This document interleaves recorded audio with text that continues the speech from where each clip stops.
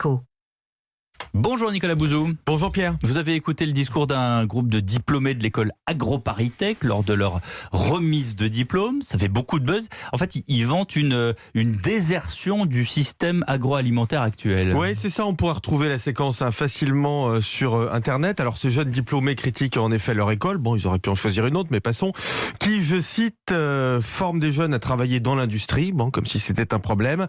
Les forment à travailler, je cite à nouveau, dans des multinationales qui trafiquent des plantes en laboratoire, qui conçoivent des plats préparés et des chimiothérapies. Je pense qu'ils établissent un lien entre les deux. Qui comptent les grenouilles et les papillons pour que les bétonneurs puissent les faire disparaître.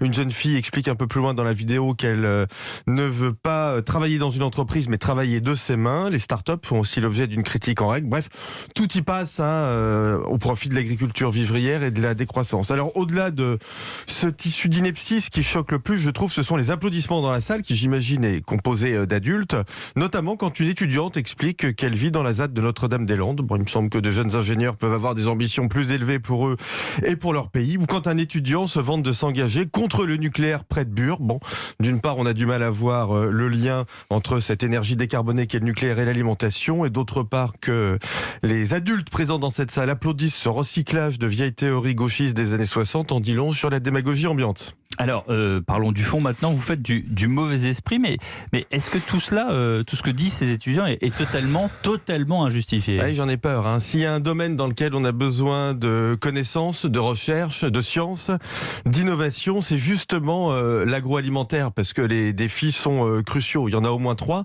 Premier défi, décarboner le processus de production, le rendre plus économe en eau, en terre et en engrais. Deuxième défi, produire davantage pour assurer notre souveraineté alimentaire, mais aussi au profit des pays les plus pauvres. Ces étudiants parlent beaucoup de leur avenir, mais pas beaucoup de celui des déshérités de notre planète. Avec les ruptures de production autour de la mer Noire, le secrétaire général des Nations Unies, Antonio Guterres, dit vouloir éviter, je le cite, un ouragan de famine, notamment au Burkina Faso, en Somalie ou en République du Congo. Avec la pandémie et la guerre, on voit que la malnutrition, qui avait beaucoup diminué, remonte. Et puis troisième défi, produire moins cher. On a déjà en France une alimentation alimentaire de l'ordre de 4% sur un an. Malheureusement, ça va encore augmenter. Pour beaucoup de nos concitoyens, c'est insupportable. Il leur reste rien pour vivre. Bon. Répondre à ces 3 défis, ça veut dire réaliser d'énormes gains de productivité grâce aux biotechnologies, à la génétique, à l'intelligence artificielle et à la robotique. Si je comprends bien, il n'y a rien à sauver dans ces discours. Écoutez, le message global, il est catastrophique. Il est anti-science. Alors que jamais nous n'avons eu autant besoin de science pour l'alimentation ou pour l'écologie. Un des étudiants conclut en appelant à la désertion. Mais enfin, la désertion, c'est une lâcheté. Tout le monde peut déserter et vivre de l'argent public. Ça, c'est pas difficile.